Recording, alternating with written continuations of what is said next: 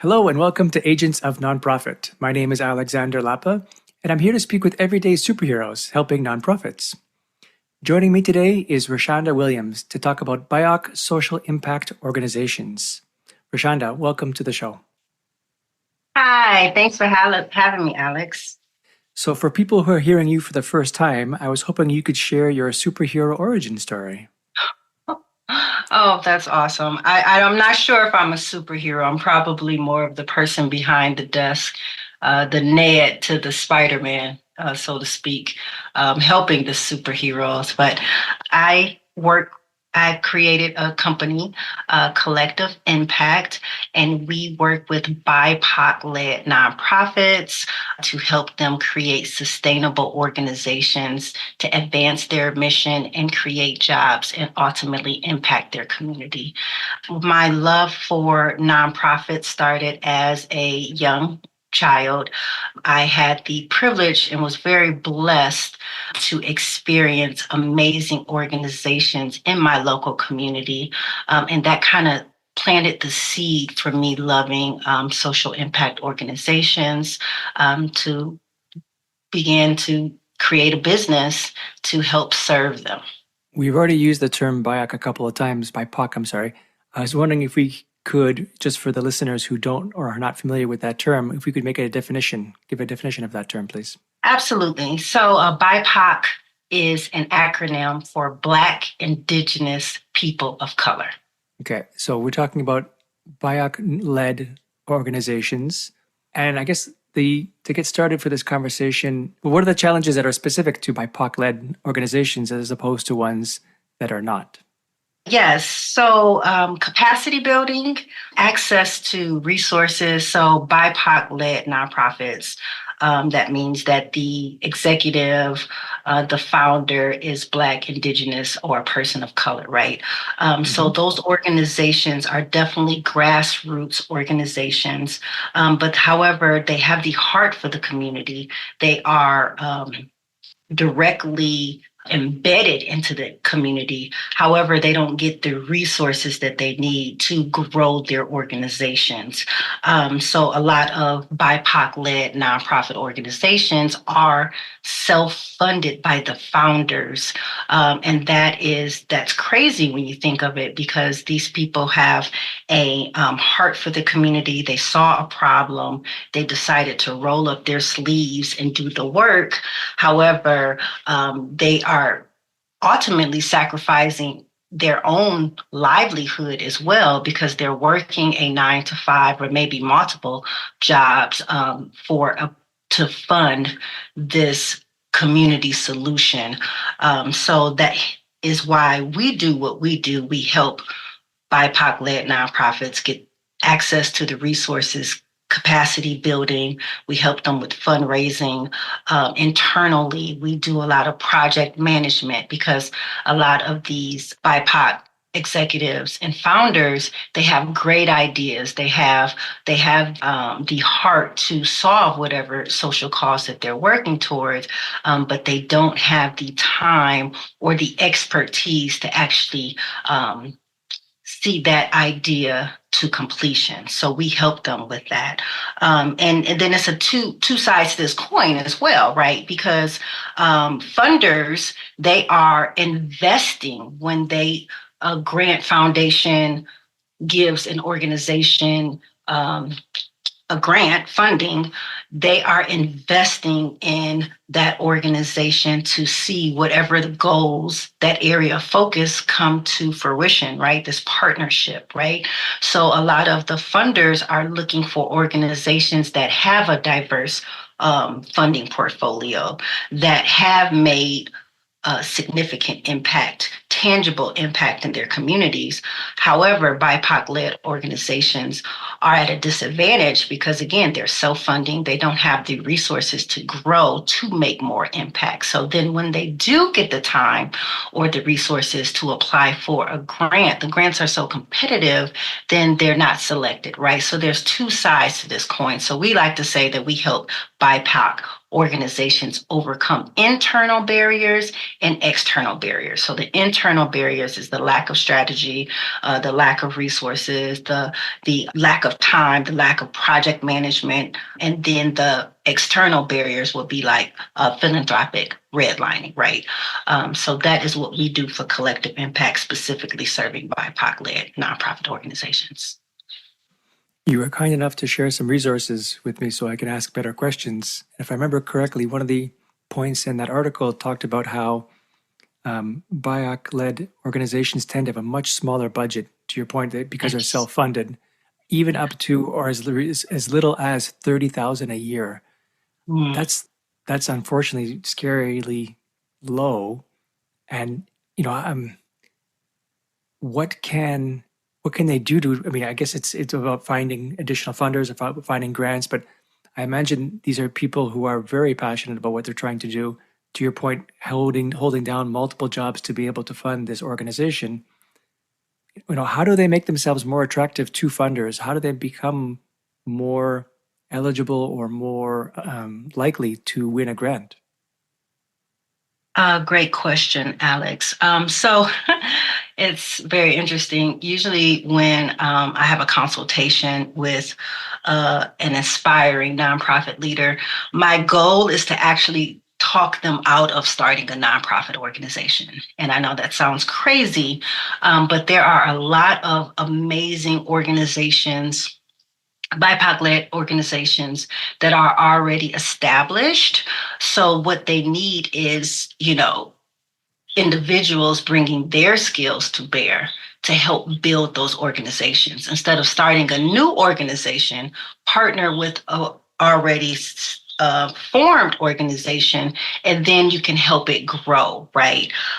So one thing that I always say too is when we get them in the beginning is take the time to do your research, do your due diligence, find what that gap is in the community so that you can understand it more, you can focus on it more, and then also ultimately you can communicate that to others to get involved with the mission. So definitely taking time to do the research and development. No one loves research.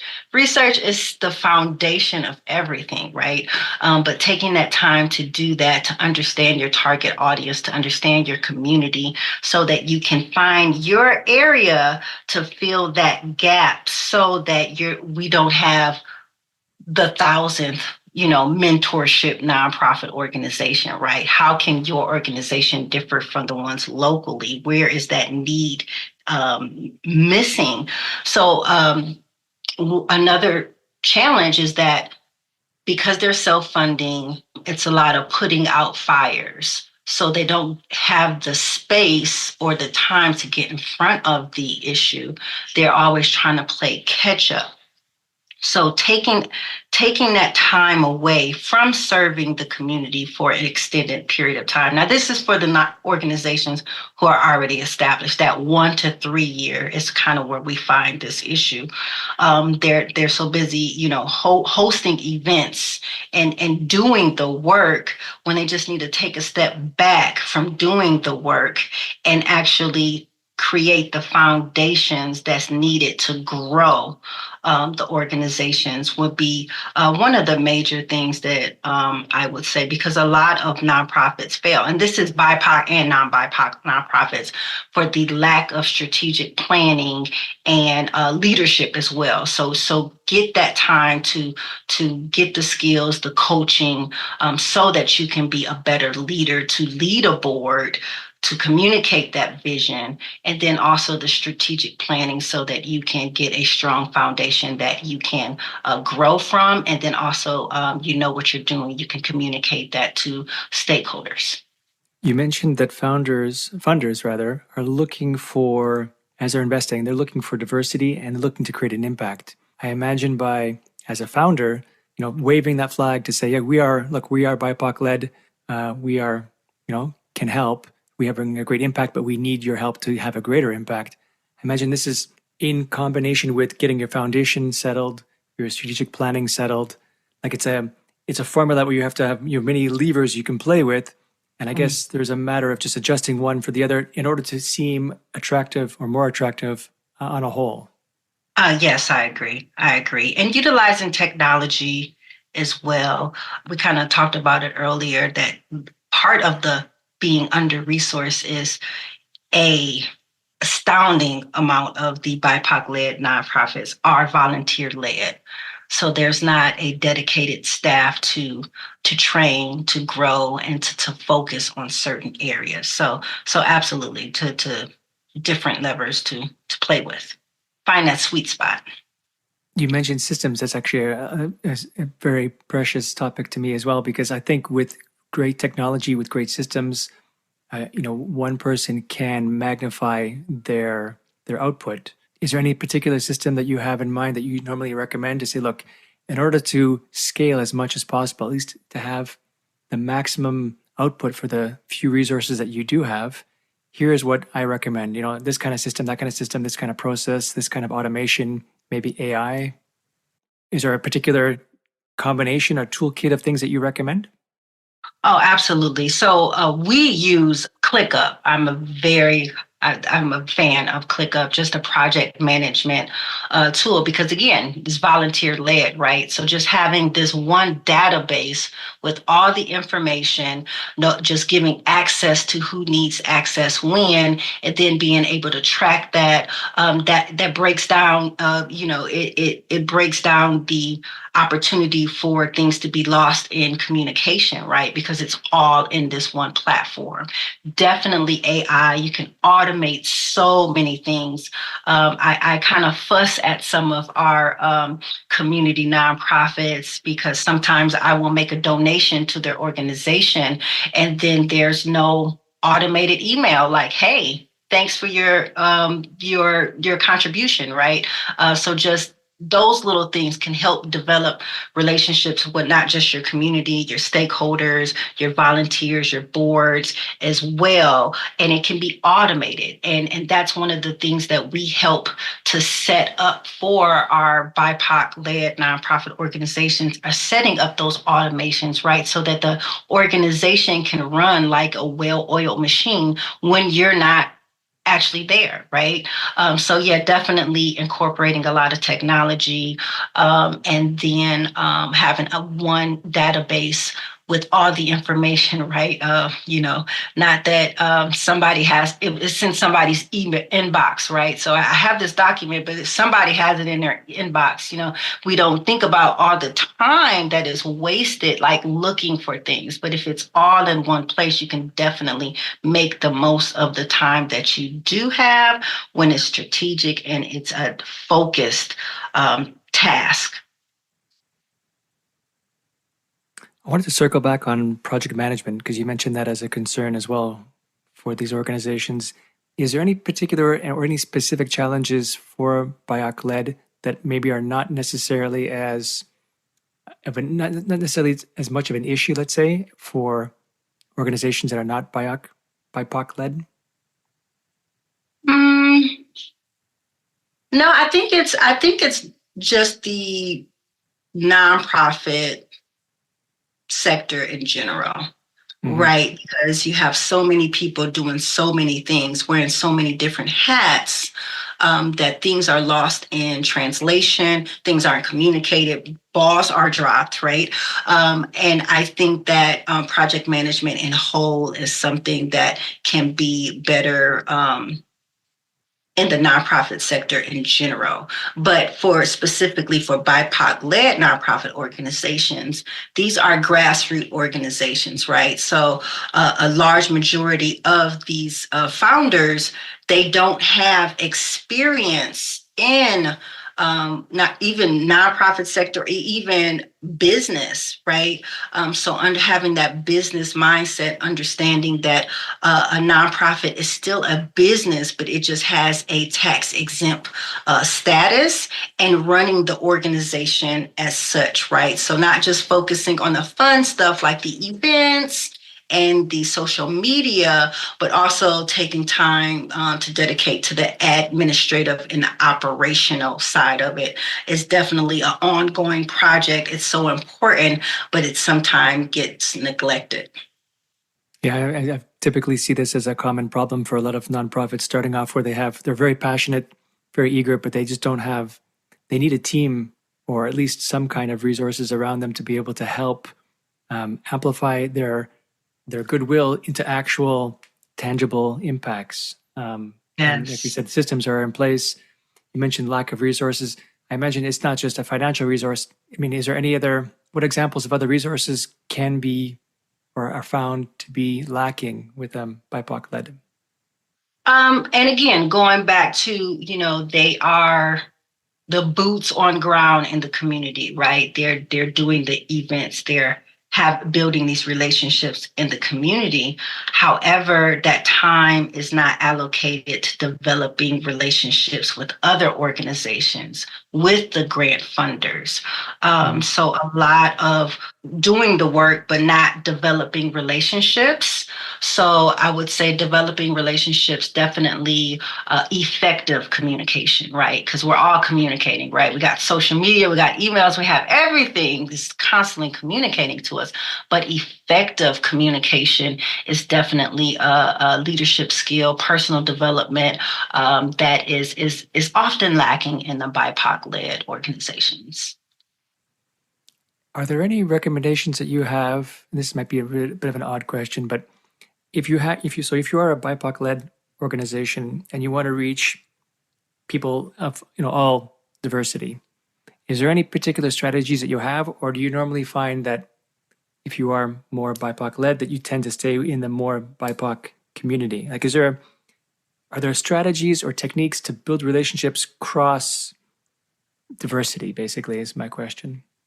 Oh, yes, definitely. Because even though it may be a BIPOC-led nonprofit organization, diversity is still needed, right? And not just diversity of race, gender, but diversity of thought, right? Mm. So having a board of directors, a set of volunteers that have a different way of thinking and looking at things is so important.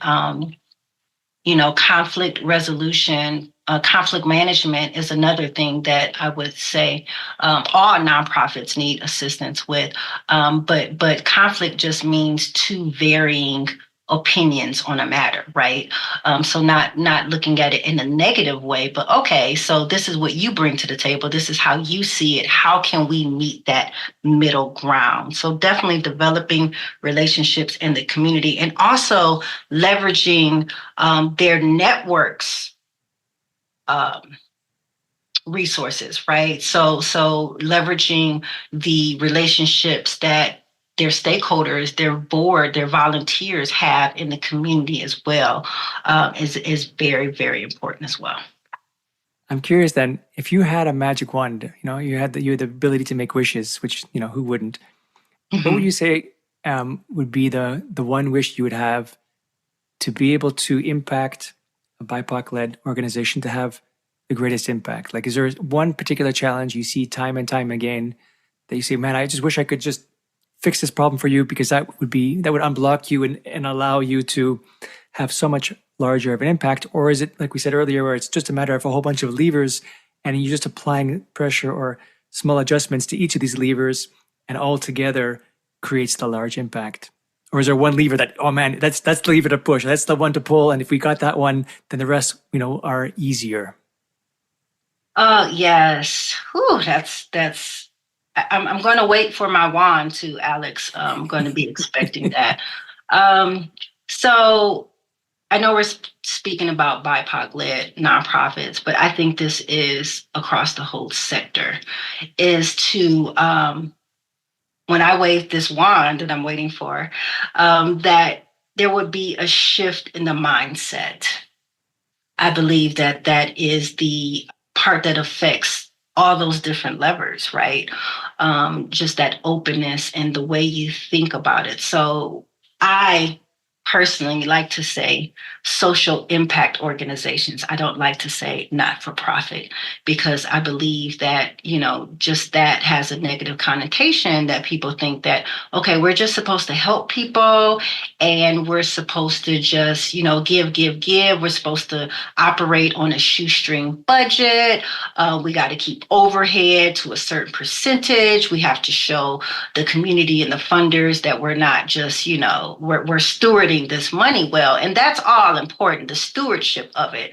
However, just this mindset of scarcity, of lack, is what's preventing a lot of organizations from teaming up together, collaborating, because what funds are available are super competitive, right? And it's like, oh, our organization has to get this money. We can't help them when the overarching goal is to serve the community, right?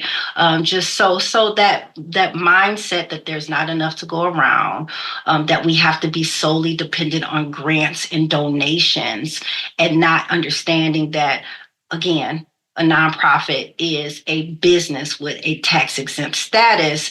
It should still operate as a business. And then with that abundant mindset, then you are able to be more attractive to these college students who are coming out of college, have all this wealth of information that they're just ready and just passionate and ready to use. Then you're making the nonprofit sector more attractive to high talent, because then you can pay them what they're worth, and it's not one person doing 9 million jobs wearing 50,000 hats, and it's kind of expected. Oh, we're a nonprofit. Oh, of course, we fill in the blank, right? And I get it. And we've been conditioned to believe that way. But if we shift that one thing, we can be more competitive. You don't want a fresh college graduate coming out like, okay, do I choose a corporate job when I make over 6 figures and live comfortably and just donate to nonprofits? Or do I take this skill and all of this amazingness and take it to the nonprofit sector where I'm going to make less than, the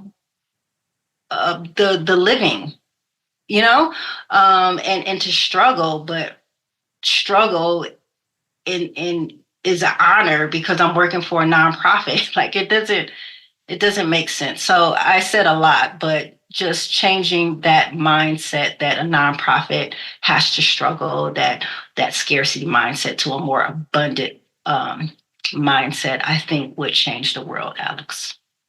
I'm actually a witness of this myself. My wife is going through a shift in her mindset, and it's amazing to see the transformation that's happening before my eyes. I never thought it was so impactful. Especially, I'm happy you called out that abundance mindset as well, in that it's not to say if you believe it, it'll happen, but almost like you have to, of course, do the work behind it. It's not just hopes and dreams and cross your fingers and something will happen, but believing that something is possible is really one of the biggest first steps, because if you kind of don't, you're already limiting yourself in what is possible. Mm-hmm. And just having that mindset of saying, no, this is all good. We can do this. We got this. Here we go. Let's roll up our sleeves, get to work, and have an optimistic perspective is huge, truly huge. So I'm happy you said that, because I completely agree and I see it firsthand. Yeah, and because it's an openness too. When you're operating from abundant mindset, there's an openness. Say, okay, I can have more, but I'm lacking in this area. So let me invest, whether it's the time, the money, whatever, in this particular area so that there could be an improvement so that I can get to the goal, right? So yeah, absolutely. It's not just, thinking happy thoughts, but it's also being open to, okay, this is an area that needs help. Where can I get the help? How is that going to get me to the next level? And then execute again. So in continuing with the trend of positivity, we've talked a bit about some of the negative parts or the challenges, let's say, that BIPOC-led organizations have. Are there any advantages to being BIPOC-led? I imagine there's the one that I can think of off the top of my head. We kind of spoke about how certain funders are looking for that kind of diversity. They're looking for, and I'm happy to see more and more criteria when you're searching for things, that it is a BIPOC-led organization or trans or some other diversity enabled organization. But are there other benefits, that a BIPOC-led organization have that non-BIPOC-led organizations have? Well, I think again, it's the same, but it's just different. So I would say representation matters. So with the BIPOC-led organization, you have this funder or this founder who is active in a community that they came from, right? So it kind of changes that narrative. Okay, so you come from this certain kind of community.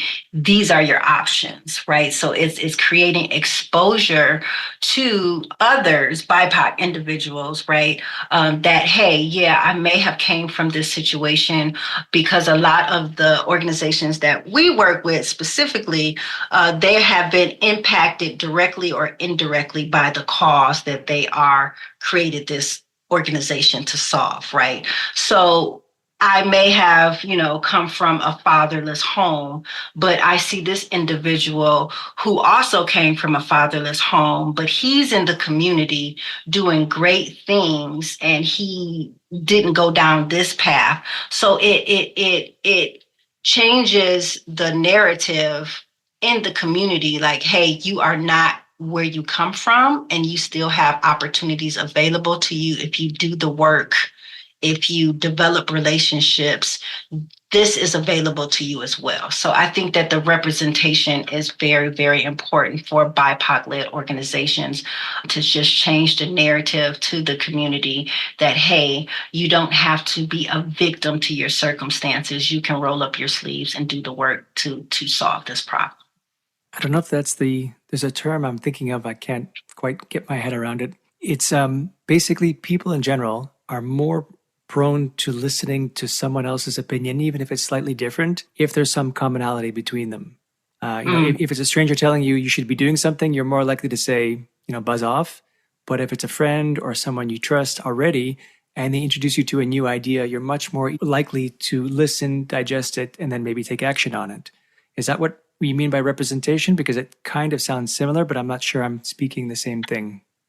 Well, that's definitely a component of it, right? Because, hey, you look like me. You came from the same community that I came from, right? So if you're saying this, and I'm not just you're saying it, I'm seeing the fruit of what you're saying, right? Then, hey, I can do it too. So absolutely.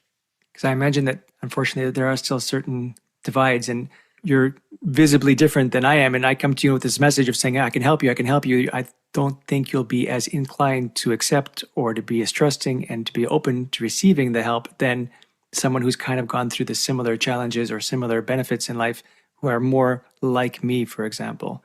So I think that's one way that, especially, I would answer my own question by saying, if they can tap into that, if no matter what kind of organization you are, if you can tap into that uniqueness of you to be able to find your own similar people, at least start from there, maybe, that can really help amplify what you're trying to achieve, because you will have maybe an easier time than with those who are more different than you. Of course, you want to get to there if they're in your community as well. You want to be able to have that, but at least starting from somewhere might be able to be a benefit, which is the answer to my question.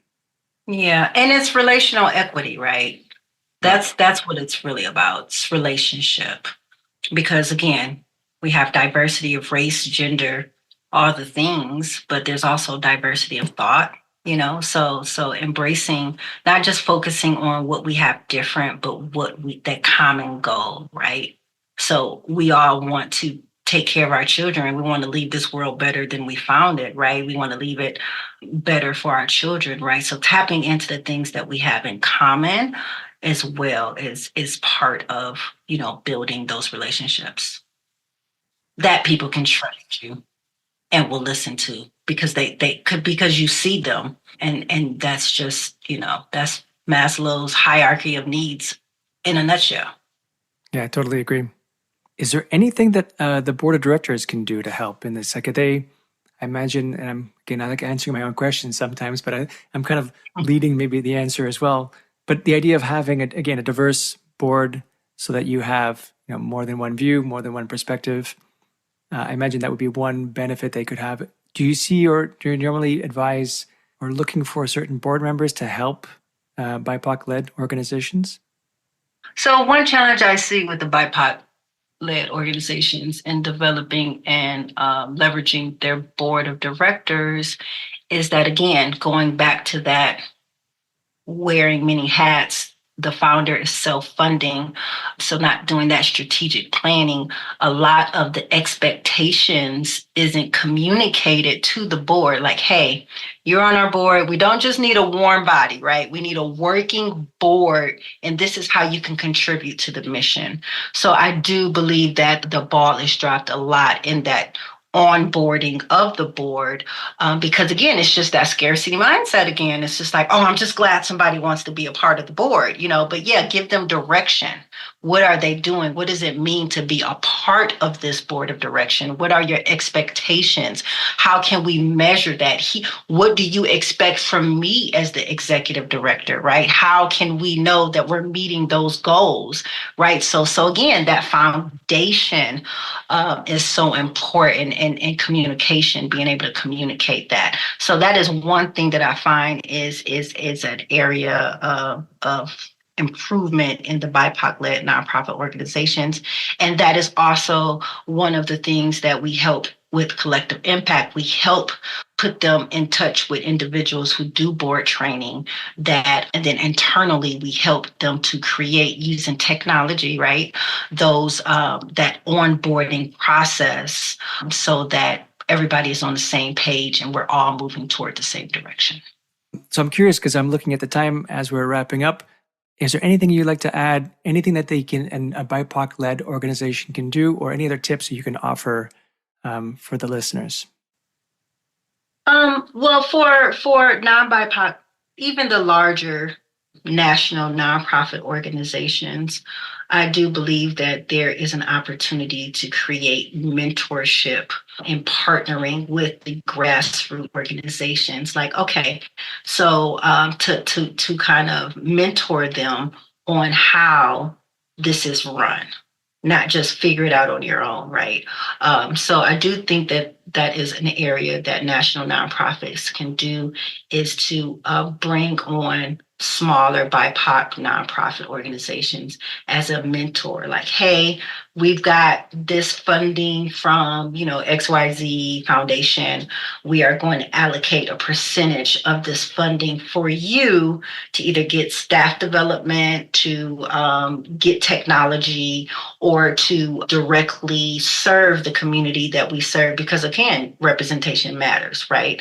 So I do think that is an opportunity for larger organizations to assist. But again, that's going back to that abundant mindset, right? That there's enough to go around, and that the overarching goal is to solve this social issue in our community, right? However we do that, how many ever people that we bring along to do that, we're still all getting to that same end goal. And then that can help the BIPOC organizations when they do apply for funding. Hey, we worked with XYZ Foundation, and then they can have their metrics, they can have their number, they can have that proof that, hey, we had X amount of funds, this is what we did with it, this is how we grew it, you know what I mean? So that it's just a win-win situation. And then for the national organizations, again, that's also giving back in a different way, not directly through the clients, but serving communities that's also going to reach more people and more diverse people as well. So Rashaunda, this has been awesome. I was hoping that you could share with our listeners some contact information, because I know this is just the beginning of a conversation that I'm sure you want to help with. So is there, how can people get in touch with you if they have follow-up questions? Oh, sure, Alex. So you can definitely connect with me on LinkedIn. My first name is Rashaunda. It's Rashaunda Williams.